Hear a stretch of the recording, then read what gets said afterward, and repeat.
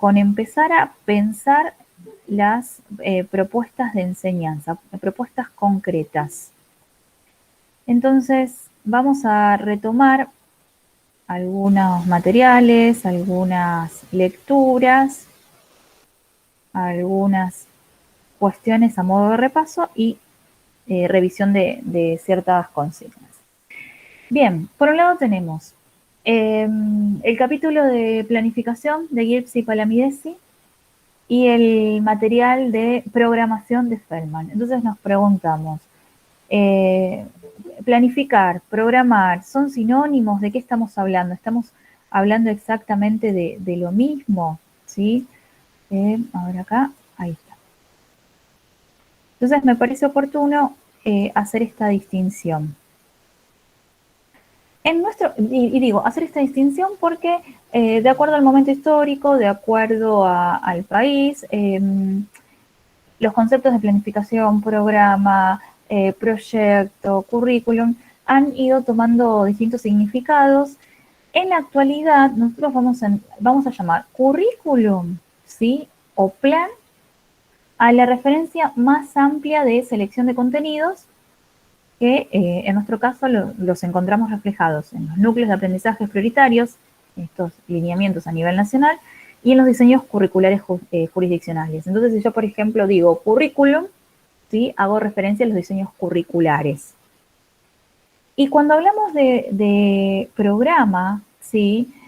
Hablamos del modo en que pasamos de esa selección de contenidos mayor o de mayor amplitud a propuestas concretas, ya sea para un curso, ya sea para una asignatura, ya sea para una unidad didáctica, ya sea para una secuencia. Entonces, la profesora Villegas va a presentar su programa para el segundo año de biología, ¿sí?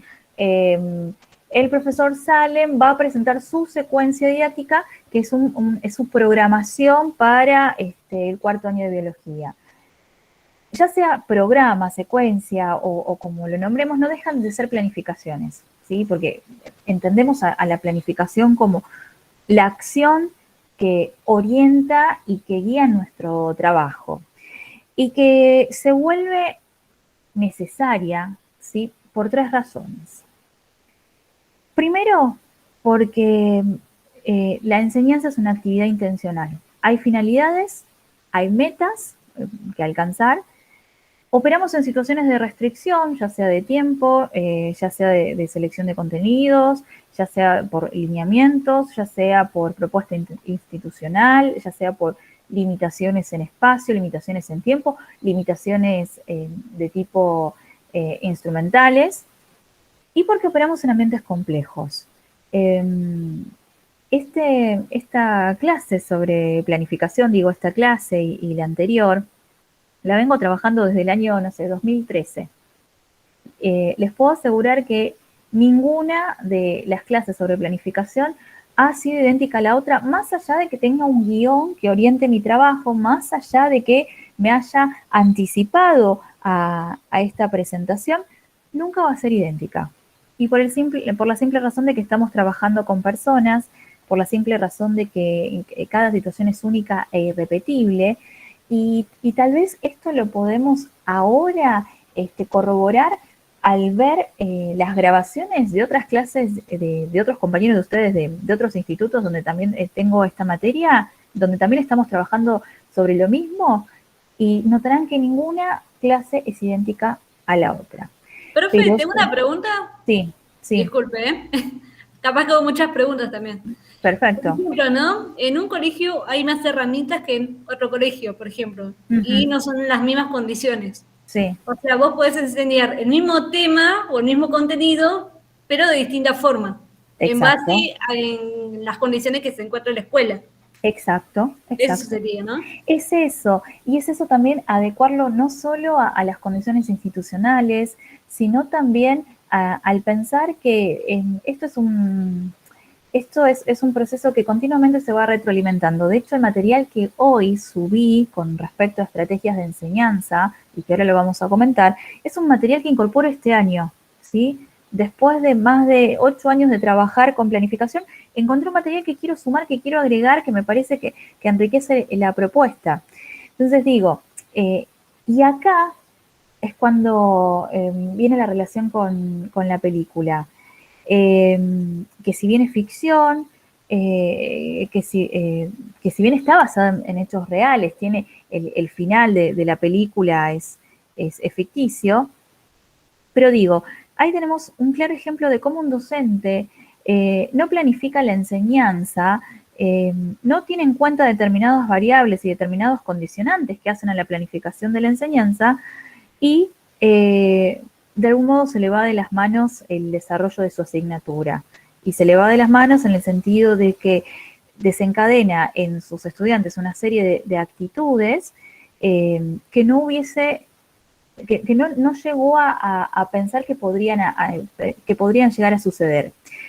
Si este docente hubiese planificado su trabajo, si hubiese programado su asignatura o su proyecto, era un proyecto de varias semanas, tal vez se podría haber anticipado a ciertas cuestiones.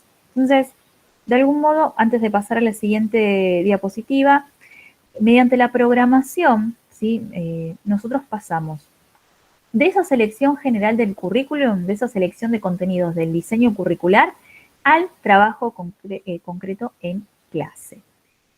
Y acá retomo esto que ya lo hablamos antes del receso, sobre las 3 características que hacen a todo programa o a toda planificación.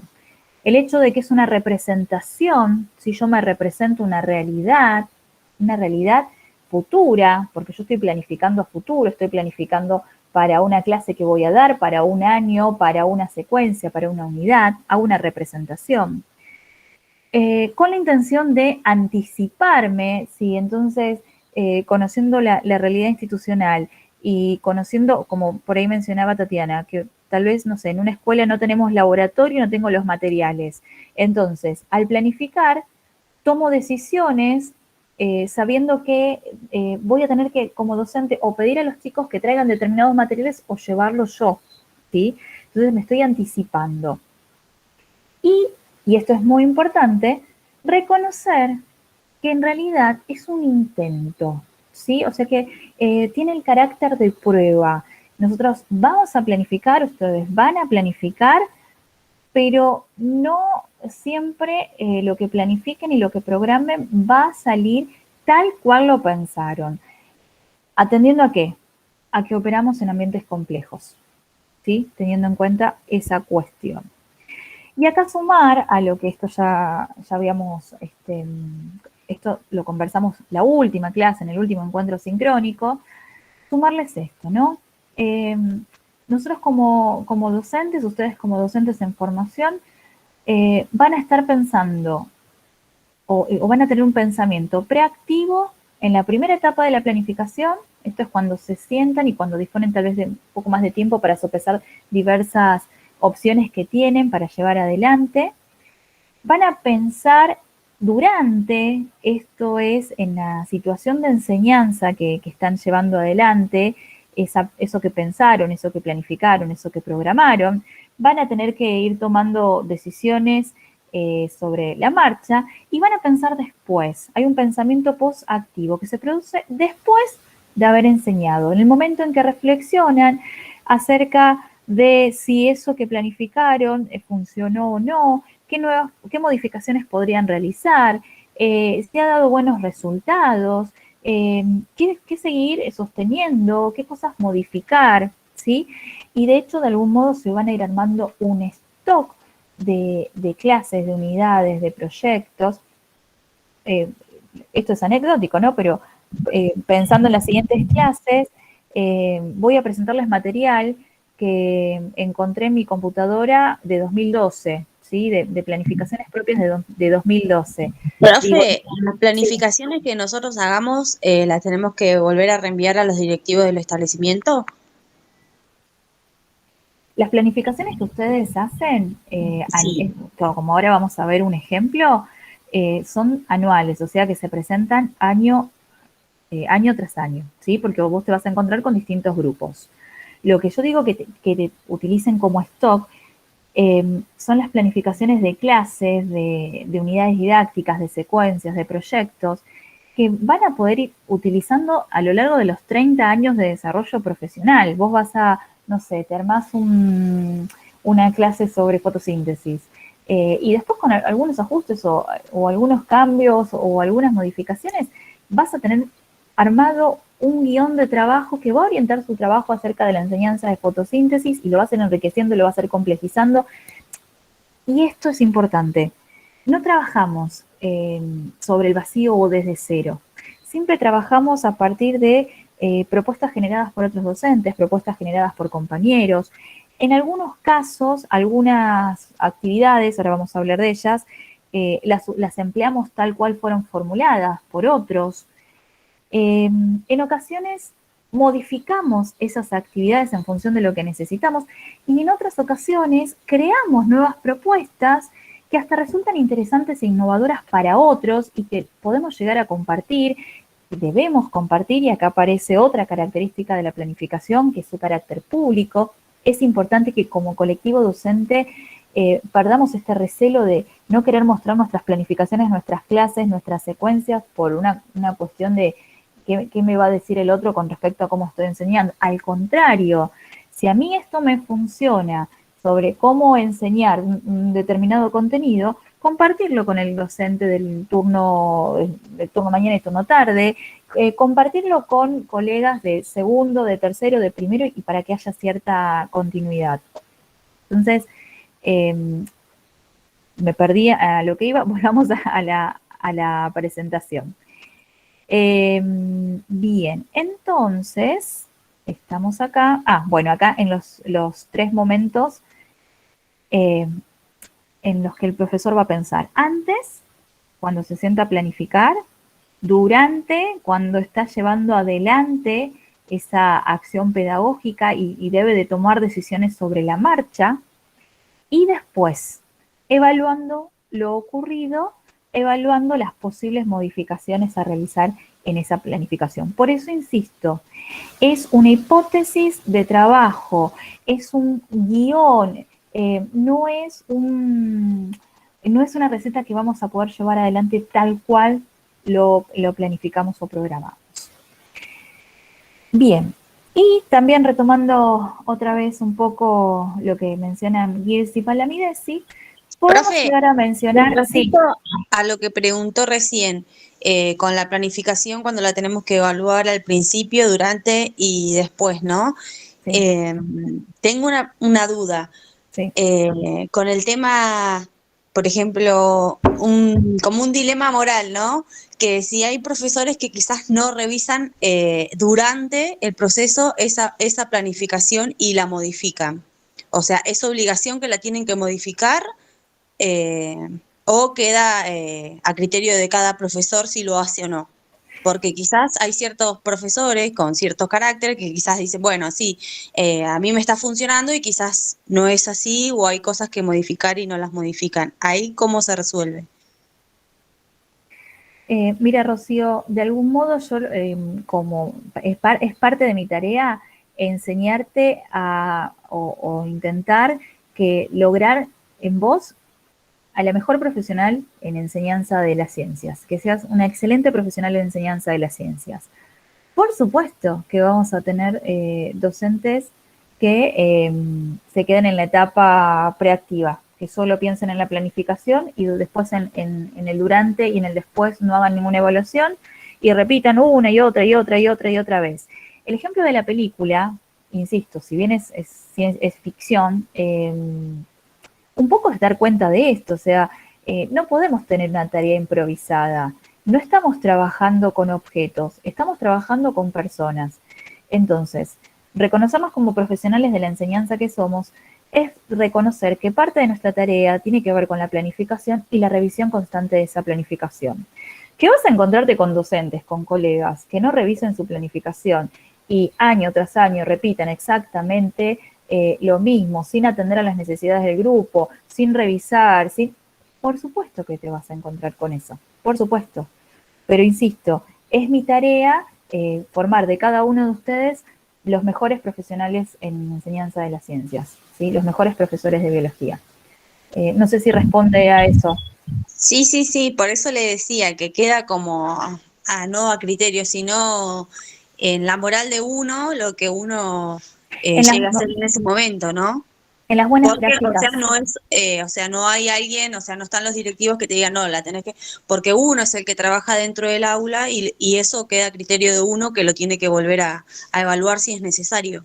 Sí. Hacen a las buenas prácticas de la enseñanza, hace a los buenos profesionales que van a ser cada uno de ustedes. Digo, y también hace a otra de las características que menciona Gibbs y Palamides en su material. La planificación tiene que tener un carácter práctico, ¿sí? Me tiene que ser útil, me tiene que servir, no tiene que ser una instancia burocrática a presentar o que esté sujeta a revisión y que solo voy a presentarlo cuando otras autoridades me lo piden. A lo largo de tu desarrollo profesional te vas a encontrar trabajando en instituciones donde vas a tener un equipo directivo que atienda a estas cuestiones pedagógicas y tal vez observe tus clases, tal vez haga comentarios o sugerencias. Vas a encontrarte con jefes de área que te sugieran, que te orienten, con colegas. Como así también te vas a encontrar con equipos directivos que están atendiendo a otros problemas que los sobrepasan y entonces no pueden atender a las cuestiones pedagógicas. Pero ahí está el profesionalismo de cada uno de ustedes y esto de poder ir revisando continuamente sus planificaciones, ir revisando continuamente eso que han de enseñar, cómo lo han de enseñar, cómo lo han de evaluar, con qué recursos y demás. Bien, todas las preguntas que vayan surgiendo, chicos. Además, también tiene mucho que ver con las condiciones que están los alumnos también, porque a lo mejor hay un grupo que le cuesta más, por ejemplo, no sé, en el segundo B, capaz que le dan lo mismo que en segundo A, pero el segundo B está más adelantado que el segundo A, y también Claro, depende mucho de eso. por supuesto. Por eso son muchas las variables que entran en juego y que entramos a considerar. Lo importante es abarcar la mayor cantidad y anticiparnos. Y uno, sí, decía. Y una vez que yo tengo la planificación, ¿no? Yo planifico cómo dar diferencia entre célula vegetal ¿no? Entonces, Sí. ahora pregunto, una vez que yo ya programé mi clase, ¿a quién se la tengo que presentar? ¿Me la piden? ¿No me la piden? No. A diferencia de lo que ocurre, por ejemplo, en el nivel primario, las docentes deben de presentar las carpetas al equipo de conducción, al equipo de dirección, de acuerdo a cada institución, de manera semanal, mensual y demás. En el nivel secundario, que es el nivel en que nos vamos a manejar, en el nivel de educación de adultos, en el nivel superior, no hay quien te esté preguntando acerca bueno, a ver, presentame las clases. Sí podés tener la observación de un directivo, sí podés tener alguna observación de algún jefe de área, pero nadie te va a estar pidiendo a vos que presente como una cuestión burocrática cada una de las clases que vas a dar. Abril, ¿puede ser que levantaste la mano? Sí, ¿quién? ¿Abril? No, profe, no. Fue sin querer. No. Ah, bueno, listo. Pensé que querías preguntar algo. Bien, avanzamos un poquito más. Ahí estamos. Entonces, bueno, acá. Estos son algunos de los nombres con los que podemos encontrar las variables de una planificación o de una programación. Son convenciones, pueden ir cambiando. Puedo hablar de metas, objetivos, expectativas de logro, pero en todos los casos remiten a finalidades. Puedo hablar de selección de contenidos o selección de competencias, pero estoy haciendo referencia al qué de la enseñanza. Puedo hablar de tareas, actividades, estrategias metodológicas, pero estoy refiriéndome al cómo. O sea, insisto con esto, estos elementos, estos componentes, pueden variar en nombre, pero sí remiten a esto de qué vamos a enseñar, para qué lo vamos a enseñar, cómo lo vamos a enseñar, cuándo lo vamos a enseñar, con qué materiales lo vamos a enseñar, qué voy a evaluar, cómo lo voy a evaluar. Entonces, una de las propuestas que ustedes tenían de esta semana, creo que fue de la semana anterior, era identificar estos elementos en una planificación anual, ¿sí? Y vamos a ir haciéndolo juntos. Esto es parte de una planificación anual, corresponde a un curso que trabajé hace unos años. Como verán, tenemos destinatarios, es un segundo año de biología, y me encuentro con el primer elemento, ¿sí? El para qué voy a enseñar. Y en este caso, esas finalidades están expresadas como propósitos y como objetivos. Entonces, ¿qué implica expresar las finalidades como propósitos o como objetivos? Si refiero a propósitos, es lo que el profesor pondrá a disposición de los alumnos. Es la intención del profesor, que en este caso podemos ver, fomentar el trabajo colaborativo, facilitar la construcción de nuevos conocimientos por reestructuración o ampliación. Y otro ejemplo, promover experiencias variadas con procesos de trabajo, laboratorio, taller, huerta, periódico. Entonces, si voy a plantear las finalidades de la enseñanza en términos de propósitos, lo tengo que hacer pensando que es el docente, es el punto de partida y es lo que pondrá a disposición, ¿sí? Es la intención del docente. Más habitual es encontrar las intenciones o finalidades educativas en términos de objetivos, ¿sí? Objetivos como punto de llegada, los logros de los estudiantes, lo que espero que los estudiantes sepan, ¿sí? Entonces, en este caso, como es un ejemplo de una planificación anual, aparecen cuestiones vinculadas como describir y explicar fenómenos utilizando teorías, observaciones, conceptos y modelos, y acá uno más específico, relacionar el uso de ciertos materiales con su capacidad de conducción. Entonces, estos objetivos pueden ser generales, como en este caso que es para todo un ciclo, o bien pueden ser más específicos para una clase, para, por ejemplo, esto que digo, indicar materiales adecuados o inadecuados para ciertos usos según su capacidad de conducción, es un objetivo específico, porque está refiriendo a un contenido en particular, en este caso la conducción de los tipos de materiales según el tipo de conducción, ¿sí? Entonces, esto sería un objetivo específico. Y como verán, todos remiten al logro de los estudiantes. El sujeto en los objetivos es el estudiante, a diferencia de los propósitos que el sujeto es el docente. Neuss retoma todo esto en el capítulo del diseño de unidades didácticas y da algunas sugerencias, ¿no? Esto de, deberían de ser pocos y básicos, nos dice, y esto es una realidad, no, las grandes listas de objetivos no sirven para nada, ¿sí? No se las puede cumplir.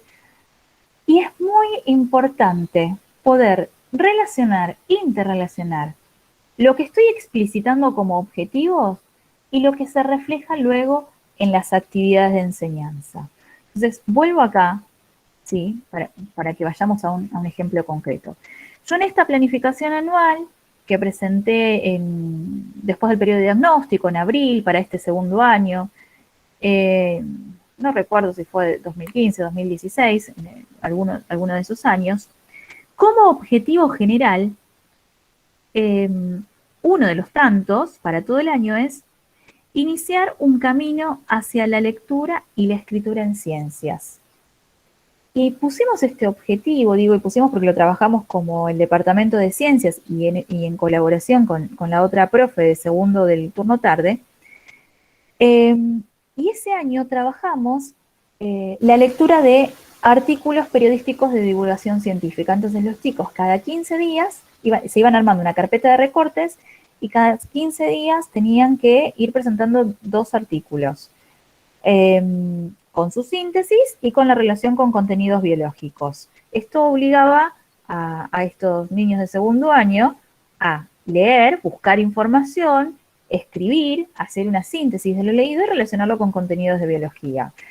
Imposible corregir las 60, vamos a pensar que eran un grupo de 30, las 60 síntesis, los 60 artículos. Entonces, ¿cómo lo habíamos resuelto? De manera azarosa, mes a mes, seleccionábamos 5 trabajos. Entonces, si este mes, seleccionábamos a 5, al mes siguiente eran otros 5 los que presentaban. Todos tenían que tener las noticias de todos los meses, pero lo íbamos trabajando de ese modo. Y resultó, y ahí es donde hablo de la coherencia, de lo que menciona Neu San Martín, que entre aquello que explicito y lo que realmente se refleja en las actividades. Otra de las consignas que ustedes tienen como parte del trabajo de la semana anterior es formular objetivos, ¿sí? Empezamos ya a trabajar en el diseño de propuestas. Entonces les pedí que elijan un núcleo de contenidos del diseño curricular de primero y que se animen a formular 3 objetivos. Este cuadrito, ¿sí?, que está en el capítulo de Neu San Martín, es a modo de orientación de cómo podría llegar a formular un objetivo. Los profes nos ponemos, digo, los profes de práctica, los profes de didáctica, nos ponemos hinchas con esto de cómo está redactado, si en infinitivo, ¿sí?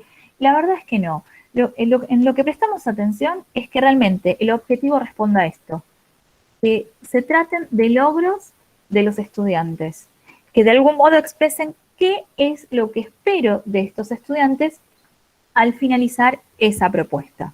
Entonces, alguno o alguna de ustedes me puede poner, al finalizar esta secuencia didáctica, los estudiantes podrán aplicar la visión cinético-molecular a la interpretación de fenómenos macroscópicos. Y está perfecto, ¿sí? Porque están situando el contexto, en qué tipo de aprendizaje han de demostrar, ¿sí? O sea, súper completo. Y otro de ustedes me puede poner aplicar la visión o la teoría cinético-molecular a la interpretación de la dilatación. Y también está muy bien, ¿sí? Porque ya se ha formulado de un modo o del otro, los 2 objetivos remiten al logro de los estudiantes, ¿sí? Entonces, atención. Esto es una de las propuestas. No sé si alguno ya hizo o formuló objetivos y quiere compartirlo, los revisamos. Leémoslos. Digo, están ubicados, ¿no? De lo que estoy hablando. ¿Se ubican en lo que estoy hablando? Esto forma parte de la tarea de la semana pasada. Sí, profe, el punto 2. Yo no lo pude terminar porque no entendía. Pensé que se hacía con el mismo texto que se respondían las preguntas, pero después me di cuenta que se hacía con el diseño curricular. Hay algunas consignas que sí, esa parte es la guía de lectura del material, pero en ese caso esta consigna de formular los 3 objetivos tiene que ver con que vayas al diseño, no sé, elijas, por ejemplo, los materiales y sus transformaciones y sistemas materiales, y bueno, y leyendo el diseño, bueno, ¿qué 3 objetivos, qué 3 metas, qué logros podrías esperar de tus estudiantes al enseñar esos contenidos? ¿Sí? Empezar a formular objetivos. Profe, disculpe, esto Sí, que de Lorena. lo cual está hablando, ¿no es cierto? Dice que es de la clase anterior, sería la Sí. clase 8, ¿correcto? Sí, sí, sí. Pero esta filmina que usted mostró recién, ¿también la puso la clase anterior? Porque con No. Ah, No, la estoy esto... buscando y no la encuentro y digo, ¿qué me perdí? Porque de pronto era como hoy le preguntaba, de pronto hoy publicó cuatro, todavía no las pude ver, pero ver bien en detalle qué es, pero de pronto me encuentro que el mismo día por ahí publica 4 cosas para hacer y me recontra mareo, entonces no, ahí me cuesta mucho seguir la clase, por más que presento las tareas y demás, me cuesta mucho. Y ahora estoy buscando esa filmina de la que usted está hablando y no la encuentro, y como para poder hacer la actividad, porque yo la actividad de la semana pasada no la hice porque, bueno, tuve parciales y tuve finales y demás y no la pude hacer. Pero Ahora sí, ahora les muestro dónde está esto. perfecto. Vuelvo a compartir. A ver. Estamos acá. Vuelvo a compartir mi pantalla. Bien. ¿Están viendo el aula? Sí. Empezamos acá. El diseño de la enseñanza, ¿sí? Esto sería ya segundo cuatrimestre. Clase 8. En esta clase, ¿sí?, que es la de la semana anterior, ustedes tienen la lectura del capítulo El diseño de unidades didácticas, ¿sí? Estas consignas, qué observaciones hace la autora entre lo que dicen y explicitan los docentes, y esto vinculado a lo que se pone en los diseños en las programaciones en relación a los objetivos, un poco es lo que estaba diciendo, ¿no? Hay una distancia entre lo que se explicita y lo que se hace en las aulas, por eso de ahí de la existencia y la necesidad de una coherencia entre lo que planteo como un objetivo y luego lo que decido como una actividad de enseñanza.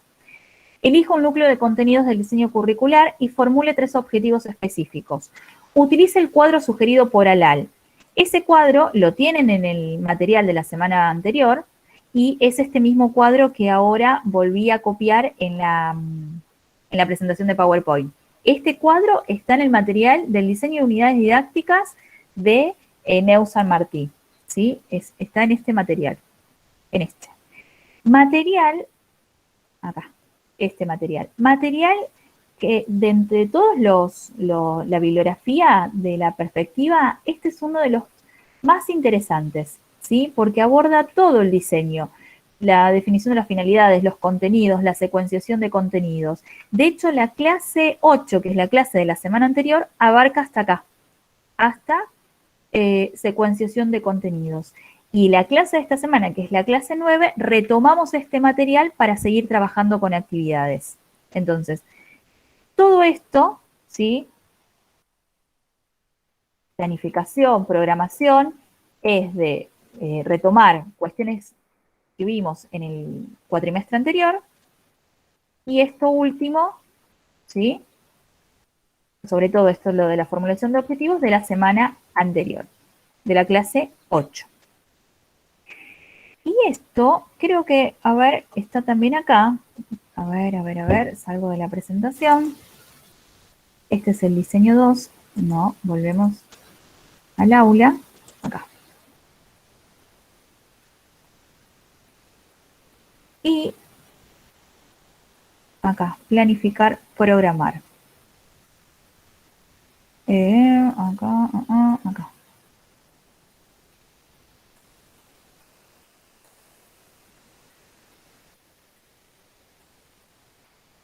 Y esto, chicos, lo que estamos revisando ahora sobre la planificación y los elementos de una planificación es de la clase 7.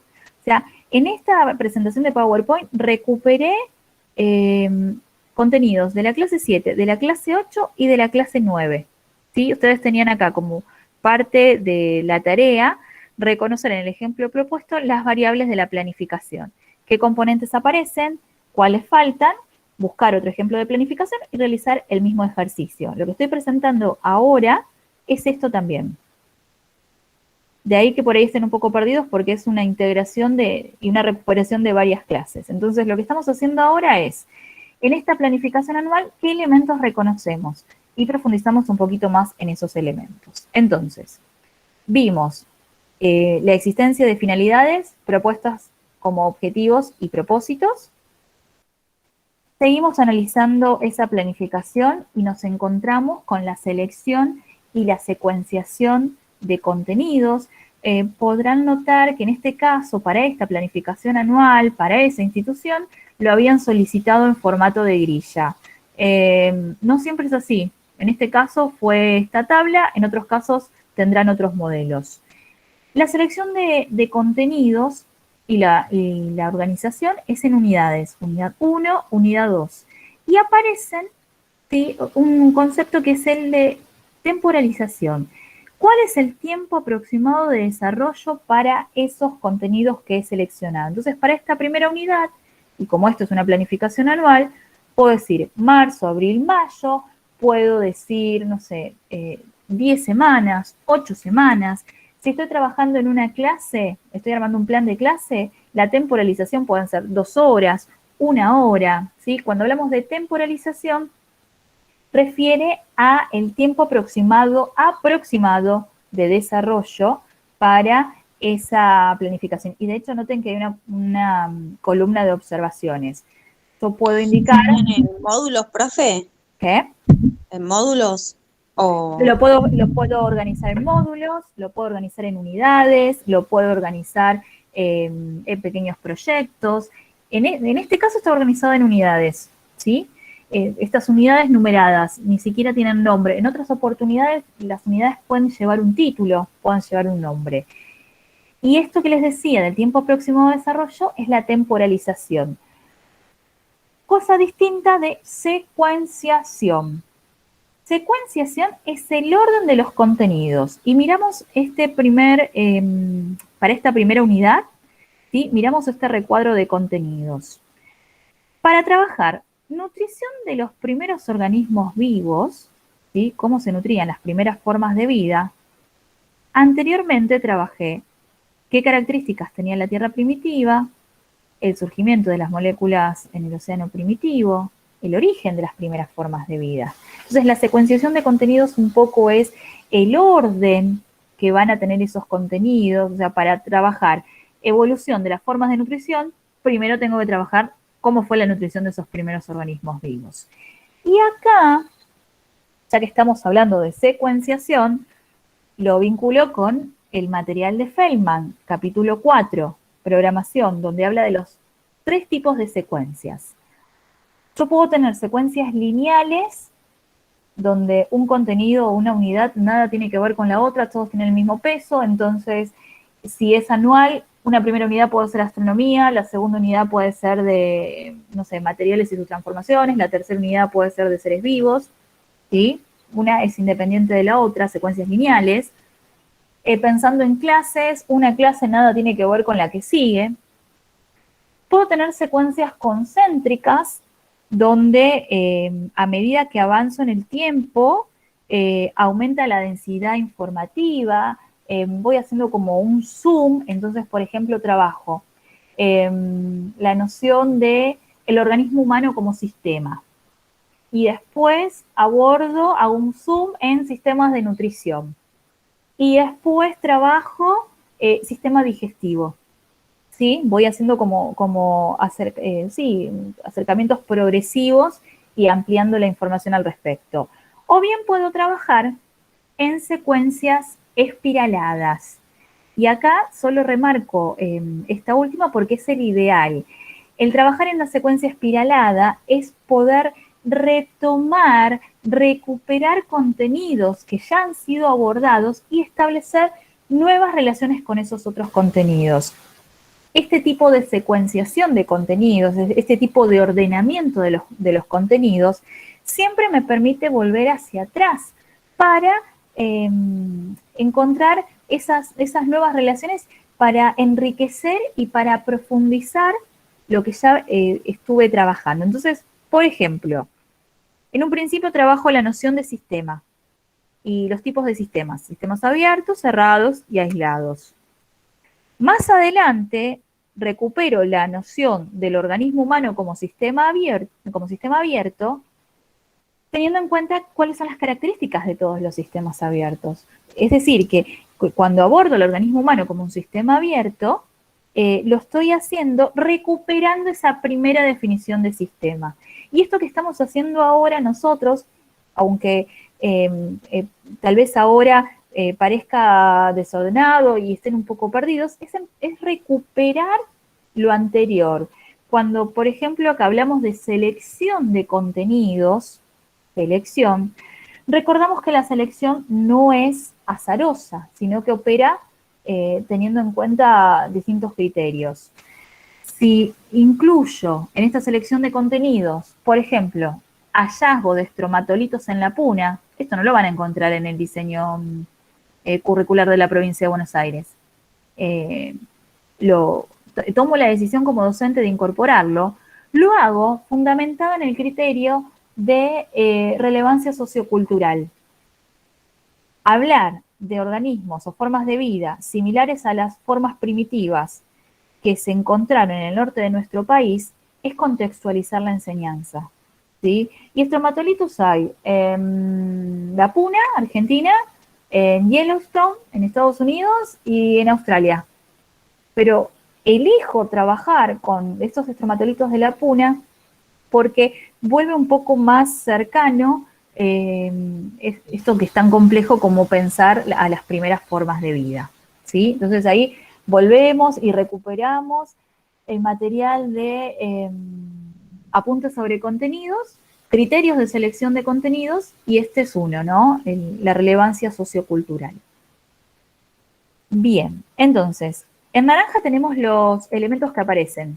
Tenemos las finalidades, encontramos la selección y secuenciación de contenidos. Notarán que también hay objetivos, ¿sí? Ya más específicos. Los primeros eran objetivos para todo el ciclo. Describir y explicar fenómenos utilizando teorías. Utilizar lenguaje científico. Y acá ya estamos hablando de objetivos para cada una de las unidades. Describir el surgimiento de las primeras moléculas complejas a partir de las condiciones de la Tierra primitiva. Es lo que espero que logren los estudiantes.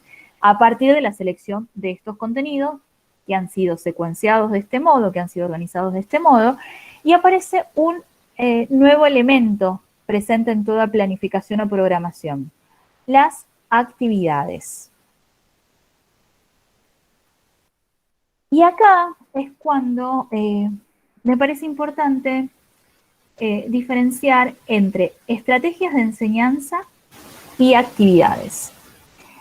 Para estrategias de enseñanza, en esta clase hoy, en la clase de hoy, subí un material de Rebeca Nijovic y Silvia Mora. Nosotros ya trabajamos de este libro el capítulo de las buenas preguntas y ahora vamos a trabajar el capítulo sobre cómo enseñamos las estrategias entre la teoría y la práctica. En la clase de hoy hay una guía de lectura para este material.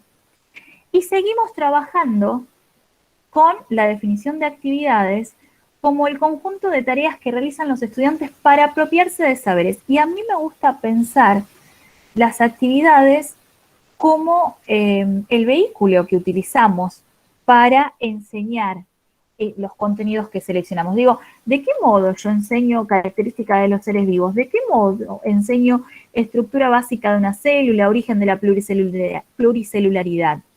¿Cómo lo hago? Bueno, lo hago seleccionando estrategias de enseñanza que son más globales y tienen que ver con decisiones, por ejemplo, optar por clases expositivas, optar por clases de exploración, optar por la realización de entramados conceptuales, ¿sí? Esas como estrategias. Y las actividades como aquello que van a hacer los estudiantes para apropiarse de esos contenidos. Las actividades como tareas a realizar. Una actividad es responder un cuestionario. Una actividad es realizar un ejercicio. Una actividad es completar. Una actividad es diseñar un dispositivo. ¿Sí? Todas esas son actividades.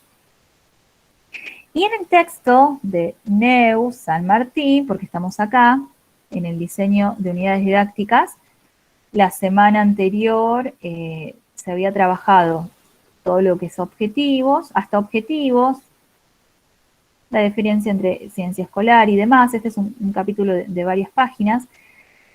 Criterios para secuenciar contenidos, hasta acá. Volvemos a tomar este material de Neus San Martín y estamos acá, en la selección de actividades.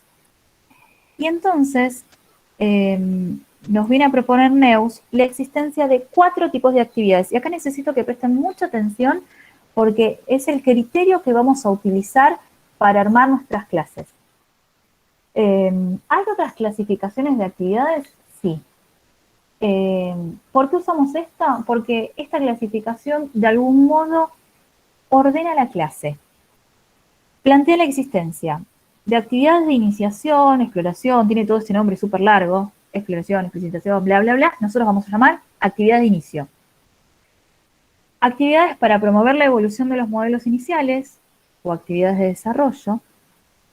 Actividades de síntesis, de elaboración de conclusiones o actividades de cierre. Y actividades de contextualización o aplicación o transferencia a otro contexto, ¿sí? Actividades de contextualización. Entonces, de algún modo, estos son los 3 momentos que voy a tener en toda clase. Las actividades de iniciación han de ser actividades motivadoras, actividades que permitan, de algún modo, que los estudiantes se pregunten, se cuestionen o puedan expresar qué saben en relación a un determinado tema. Entonces, si por ejemplo yo acá estoy trabajando origen de el origen de las primeras formas de vida, ¿no? Elijo uno de estos contenidos, ¿sí? El surgimiento de las primeras formas de vida, cómo eran las primeras formas de vida. Una actividad de iniciación tranquilamente puede ser, ¿cómo te imaginas que fueron las primeras formas de vida? Realiza un dibujo o una descripción, ¿sí? Entonces, en este tipo de actividad, el estudiante manifiesta, expresa a través de un dibujo o a través de palabras, cómo cree él que fueron las primeras formas de vida. Y acá nos encontramos con, esto es para un segundo año, con chicos que dibujan, no sé, algunos monstruos marinos, otros, algunos humanoides, otros llegan a ser dinosaurios, otros tal vez porque recuerdan alguna clase o vieron algún documental, hacen algo parecido a una célula, muchos pintan una pradera de verde. Entonces digo, un poco, no solo al alumno permite reconocer qué sabe en relación al tema, sino también al docente cuáles son las concepciones que tiene acerca de las primeras formas de vida. Y eso es una actividad de iniciación. Otra actividad de iniciación puede ser la lectura de un artículo periodístico como para que actúe como disparador, puede ser la visualización de un fragmento corto de algún video, puede ser la realización de una experiencia, puede ser una pregunta, puede ser un problema, puede ser alguna cuestión de la actualidad. Digo, cualquier actividad que los convoque, ¿sí? Escribir en el pizarrón el nombre de la clase de hoy no es una actividad de iniciación, ¿sí? Porque las actividades de iniciación tienen una serie de características. Una de ellas es esto de ser motivadoras y de que permitan expresar qué es lo que los estudiantes saben en relación a ese tema. Inicio. En el desarrollo buscamos que esos modelos iniciales evolucionen hacia modelos más cercanos a los modelos científicos. Entonces acá les podemos proponer ver videos, acá puede entrar la explicación docente, acá puede entrar la lectura de algún material, la búsqueda de información, la realización de una experiencia. Digo, hay muchas opciones, pero sí tienen que colaborar a aportar nuevos puntos de vista. Si mis alumnos en la actividad anterior dibujaron dinosaurios, humanoides o animales raros para dar cuenta de las primeras formas de vida, los llevo a ver un video sobre cómo era la Tierra primitiva, qué características tenía la Tierra primitiva, les puedo presentar una analogía, dando cuenta de cuándo tenemos el origen de la pluricelularidad, cuándo tenemos la conquista terrestre, cuándo aparece el oxígeno efectivamente en la Tierra. Puedo llevar a preguntar acerca de si eso verde que pintaron como pradera son hierbas, es pasto, y el pasto es un ser vivo, no es un ser vivo, pueden, ¿sí? Entonces, revisamos y colaboramos en la construcción de nuevos modelos. Sí. Podría ser también que uno les dé, o sea, primero abrir como un debate y después del debate para ver primero lo que sabe más o menos cada uno, la idea que tiene cada uno, y después hacer como una introducción. Sí, sí.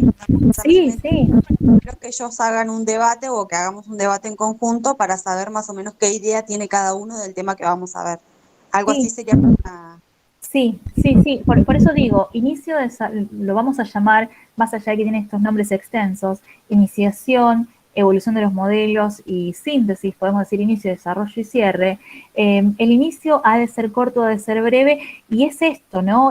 A partir de preguntas, a partir de la formulación de buenas preguntas, porque pensemos lo siguiente, vamos a suponer que estamos trabajando en la escuela media, estamos trabajando con estudiantes que no todos tienen interés por la ciencia, vienen de tener otras materias, cursan todos los días más o menos interesados por nuestra asignatura.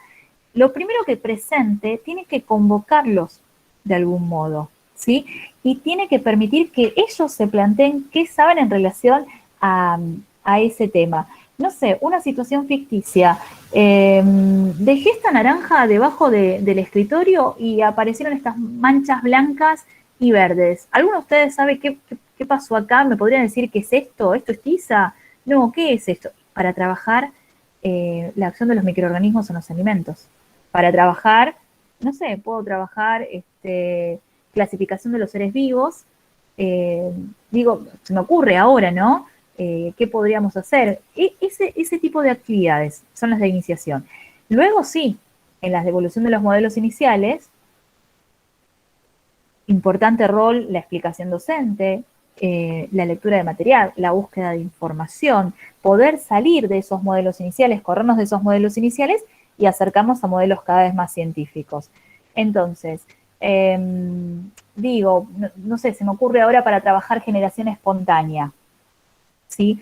¿Se acuerdan esa experiencia de dejar la carne en un frasco al descubierto y al cabo de unos días encontramos gusanos sobre la carne? ¿Le hicieron alguna vez esa experiencia? Sí, profe. Bueno, hacemos eso como actividad de iniciación. ¿Quién me puede explicar de dónde salieron estos gusanos que encuentro en la carne? Entonces ahí empiezan a aparecer estas explicaciones. Después, en las actividades de evolución de los modelos iniciales, podemos ver algo de la historia de la ciencia y algún relato, por ejemplo, la experiencia de Redi, de cómo él trabajó esa experiencia, cómo otros fueron refutando lo que él había propuesto, hasta la llegada de Pasteur. Hay múltiples, lo podemos hacer desde la lectura, desde un video, desde la explicación, desde la experimentación. ¿Qué se les ocurre a ustedes que podríamos hacer si ya sabemos que son las moscas que dejaron sus huevos y así se desarrollaron las larvas? ¿Qué se les ocurre que podríamos hacer para evitar que las moscas ingresen? Y la propuesta de los mismos estudiantes. Y hasta ahí estamos en evolución de los modelos. Y después vamos al cierre o síntesis. El momento de pensar, ¿qué aprendí? ¿Qué es lo que no termino de entender? Y acá es cuando la sugerencia es que las actividades de síntesis sean actividades individuales. ¿Y por qué individuales? ¿Con qué lo relacionarían de lo que ya trabajamos? ¿Por qué estoy diciendo que las actividades de síntesis han de ser individuales? Para ver si el alumno tiene el conocimiento del contenido. Sí, eso a mí me va a permitir y también lo va a permitir al estudiante, pero ¿por qué no puedo hacer una única actividad para todos? La misma actividad para todos. Porque cada uno tiene su punto de vista, distintos puntos de vista. No lo está bien, Tatiana, pero no lo llamamos punto de vista. ¿Cómo lo llamamos? Cada uno aprende a su ritmo.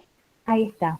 Hablamos de los diferentes estilos de aprendizaje y de los diferentes ritmos de aprendizaje, con el texto de Fernández Coto, ¿sí? Entonces, las actividades de síntesis han de ser individuales porque cada uno aprende a su ritmo y a su modo, y si bien podemos tener un momento de una puesta en común, de socializar lo que ha realizado cada uno, esa actividad de síntesis tiene que ser personal. Entonces le puedo pedir que arme un resumen, le puedo pedir que responda a una pregunta, le puedo pedir que elabore un pequeño esquema conceptual. ¿Se entiende? O sea, digo, es una práctica que tiene que hacer el estudiante en su carpeta, en su cuaderno de manera individual y después sí socializar. En los otros momentos, en las actividades de iniciación, cuando busco rastrear la información, puede ser individual o grupal. Las actividades de desarrollo, de evolución de los modelos pueden ser individuales, grupales, ustedes pueden ir eligiendo, pero en las de síntesis esa es la sugerencia. Entonces dice Javier, la puesta en común forma parte, a ver que no llegué a leer, forma parte de las actividades de desarrollo. Lo podés hacer como síntesis o cierre, pero no debería de ser la única instancia. En las actividades de síntesis propones algo individual y luego haces una puesta en común. ¿Por qué? Si vos solo haces una puesta en común, Javier, sin considerar ningún trabajo individual, esa puesta en común va a ser fructífera para vos, que estás realizando la puesta en común, y para los estudiantes que de algún modo piensan como vos o aprenden como vos. Entonces, ahí te van a quedar fuera varios. Entonces, la puesta en común sí la podemos utilizar en el cierre, sí la podemos utilizar en síntesis, pero después de alguna actividad de tipo y de índole individual. Romina dice, diferentes modos de aprender y por ahí tienen diferentes observaciones. Así es. Un mapa conceptual, lo mismo. Pedís el mapa conceptual primero de manera individual, que cada uno elabore su mapa conceptual, y si querés después entre todos construyen un mapa conceptual. Si vos solo proponés armar un mapa conceptual, y van a seguir los estudiantes que en su cabeza piensen muy similar a vos. Entonces, si vos primeramente le pediste a cada uno elabore su mapa, después elaboren un mapa entre todos, desde la comparación, el alumno va a poder agregar, quitar, modificar algo que hizo en el propio. Matías. Y si el mapa conceptual lo ponen como a lo último, o sea, como una actividad de cierre después de haber dado el tema, sea el que sea. ¿Quién hace el mapa conceptual, Mati? El profesor con los alumnos, al finalizar la clase, como para dar un cierre. El tema es que, insisto nuevamente, en esto de que van a, si el profesor construye el mapa conceptual, el profe construye el mapa conceptual, ese mapa conceptual va a ser útil para los estudiantes que piensen de manera parecida como piensa el profesor, que aprenden de manera parecida como aprende el profesor. ¿Te acordás que hablábamos de que uno termina enseñando del modo en que aprende? ¿Sí? Entonces, la importancia de tratar de generar la mayor cantidad de propuestas de enseñanza para cubrir a la mayor cantidad de alumnos. Entonces, ¿querés hacer un mapa conceptual? Primero, pedí que cada uno construya su mapa conceptual. Después, sí construyen uno entre todos, porque ahí sí existe la posibilidad de comparar entre lo que hice y lo que hicimos y lo que construimos entre todos. Si vos solo te abocás a hacer un mapa con todos los estudiantes, muchos solo lo van a copiar. No hubo construcción. Van a copiar el mapa elaborado por vos y los chicos que piensan y aprenden de forma parecida como vos aprendés. Para esta secuencia que les estaba contando... Sí, Tatiana. Disculpe, profe. Antes que un mapa conceptual, en mi forma de ver, estaría bueno que haga como explicar de lo que se habló en la clase. Me parece lo mejor. Sí, bueno, también el mapa conceptual es bueno también, pero me parece mejor como explicarlo con tus palabras, qué fue lo que entendiste acerca de lo que se habló hoy. Algo así. Sí, van a encontrar muchísimas opciones de actividades. Después cada uno de ustedes va a ir encontrando también las actividades que mejor resulten a cada uno de los grupos. Por ahí tenés grupos que están súper acostumbrados a trabajar con esquemas conceptuales, entramados conceptuales, y les resulta. Y otros a los que no, a los que les resulta el resumen. Yo les estaba comentando esta secuencia que partía de preguntar cómo te imaginas que fueron las primeras formas de vida, que lo dibujen, que lo describan. Seguía con la utilización de una analogía, la visualización de un video, y la actividad de síntesis para esa secuencia era, después de ver el video sobre las características de la Tierra, sobre el estudio de la analogía y demás, ¿qué modificaciones le harías a tu dibujo inicial? ¿Le harías alguna modificación? ¿Cambiarías algo? ¿Sí? ¿No? ¿Por qué?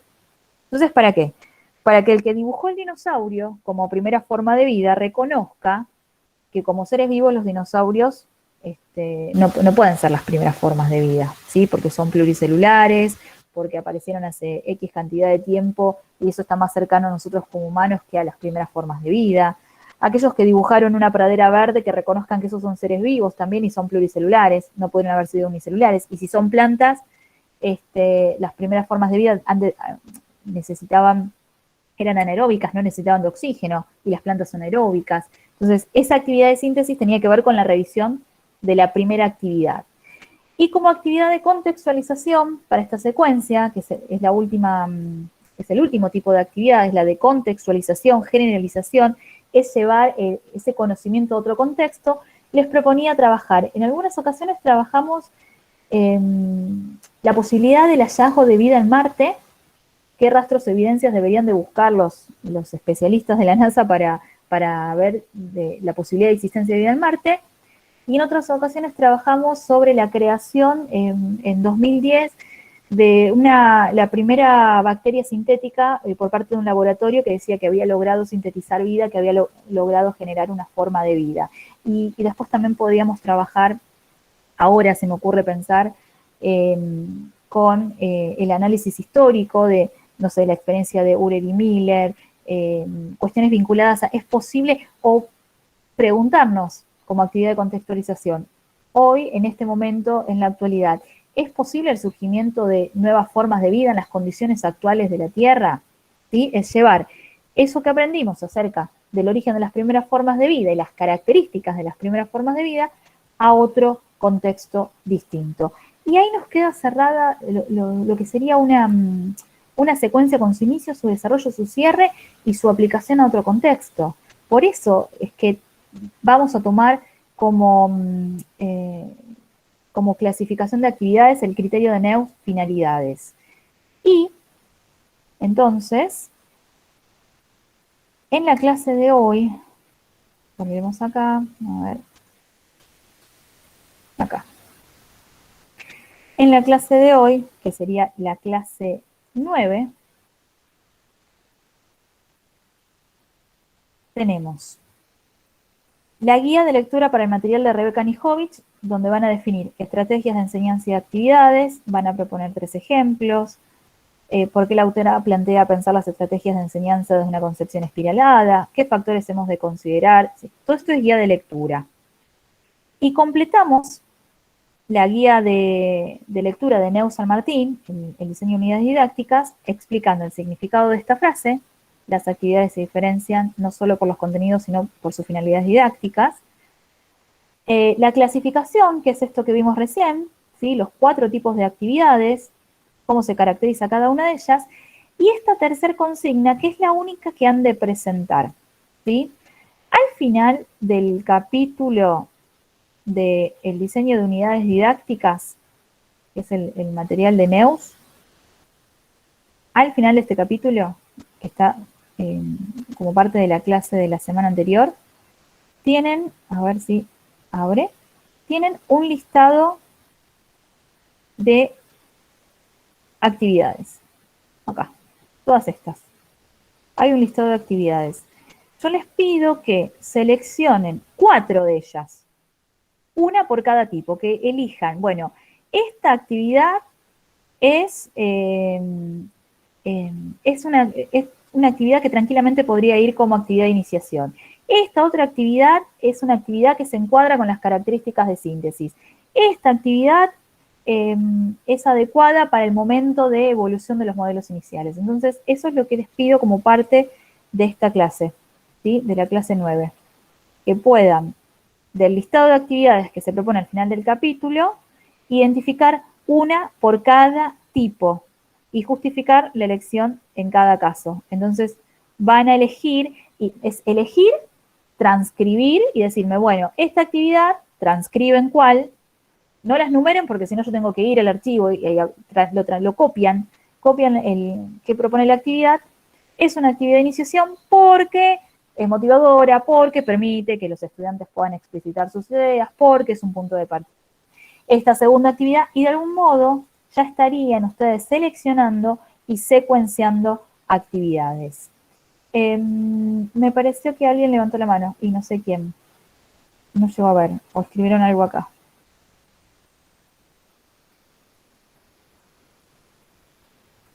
No sé si alguien quería preguntar, o fue, no, Javier.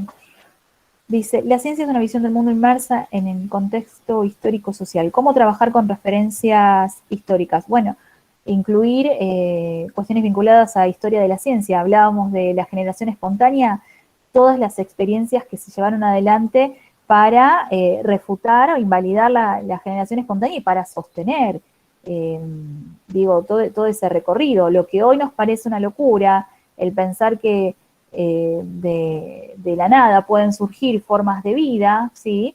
No sé, era común unos 15 siglos atrás que de las hojas que caían, si caían en el agua se originaban peces y si caían en la tierra se originaban insectos. Entonces, ahí trabajás estas cuestiones históricos-sociales. ¿Se pueden hacer modelos? Por supuesto, modelizar, se pueden hacer preguntas también. O sea, tipos de actividades hay muchísimos ejemplos. Insisto con esto, no partimos de cero. Vamos a partir de actividades que otros han formulado, vamos a reformular actividades adecuándolas a las necesidades que tengamos y vamos a crear también actividades. Ustedes van a ser generadores de actividades y esas actividades es lo que decía esto de compartir. Yo les cuento esta secuencia sobre origen de la vida, características de las primeras formas de vida, porque si quieren llevarla adelante, en sus clases, adelante. O sea, esto es lo de ser un colectivo profesional que comparte sus ideas y que puede tomar, modificarlas. No, profe, a mí no me sirve trabajar con dibujos sobre las primeras formas de vida. A mí me sirve presentarles diferentes imágenes y que ellos elijan a ver cuál creen que fue una primera forma de vida. Digo, es otra alternativa. Bien, ¿estamos más o menos? Sí, profe. Sí, profe, ¿le puedo hacer una pregunta Sí. respecto a lo que fue la actividad que entregamos? Creo que es como un pseudo parcial el que entregamos, que teníamos que entregar durante la semana. Sí. ¿De eso cuándo va a estar las notas? Hoy a las 23:59 ya lo cierro y empiezo con la revisión manual de cada uno de ellos. Tengo que revisarlos para darles la devolución. Está bien, y con las actividades, porque usted algo había comentado al principio de la clase y yo entré tarde, y las actividades anteriores que fuimos entregando y no tenemos nota, eso lo va a ir Lo voy entregando en el viendo. transcurso del Sí. cuatrimestre. Sí, Perfecto. lo voy a ir viendo. Profe, le hago una pregunta.